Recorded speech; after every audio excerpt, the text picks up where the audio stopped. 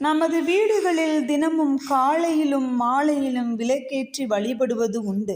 ஏனென்றால் இறை வழிபாட்டிற்கு மிகவும் முக்கியமான பூஜை முறைகளில் விளக்கு வைப்பதும் ஒன்று. நாம் வீட்டில் விளக்கேற்றி வழிபட்டால் தெய்வ சக்தி அதிகரிக்கும் என்பது ஐதீகம். வீட்டை தூய்மைப்படுத்தி தினமும் விளக்கேற்றி வழிபட்டு வந்தால் அந்த மகாலட்சுமியே நாம் வீட்டிற்கு எழுந்தருள்வார் என பெரியவர்கள் கூறுவதுண்டு.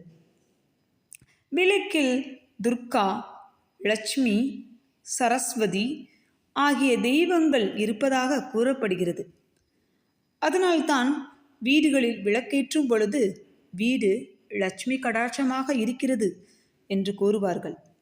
அது மட்டுமல்ல, தீப ஒளிகள் தீய சிந்தனை அகற்றுகிறது. விளக்கின் அடிப்பக்கத்தில் பிரம்மா, தண்டு பாகத்தில் மகாவிஷ்ணு, நெய் அல்லது எண்ணெய் நிறையும் இடத்தில் சிவபெருமான் வசிப்பதாக கூறப்படுகிறது. அதேபோல தீபத்தின் சுடரில் அந்த மகாலட்சுமியும் ஒளிரும் சரஸ்வதியும் வெப்பத்தில் பார்வதி தேவியும் இருப்பதாக கூறப்படுகிறது. தீபம் ஏற்றி இறை வழிபாடு செய்வதன் மூலம் முப்பெரும் தேவியரின் அருளையும் நாம் பெறலாம். திருக்கார்த்திகை தினத்தன்று கிளியான் செட்டி எனப்படும் களிமண்ணாலான விளக்கில் பசுனை கொண்டு பஞ்சு திரியிட்டு விளக்கேற்ற வேண்டும் என்று பெரியவர்கள் கூறுவதென்று.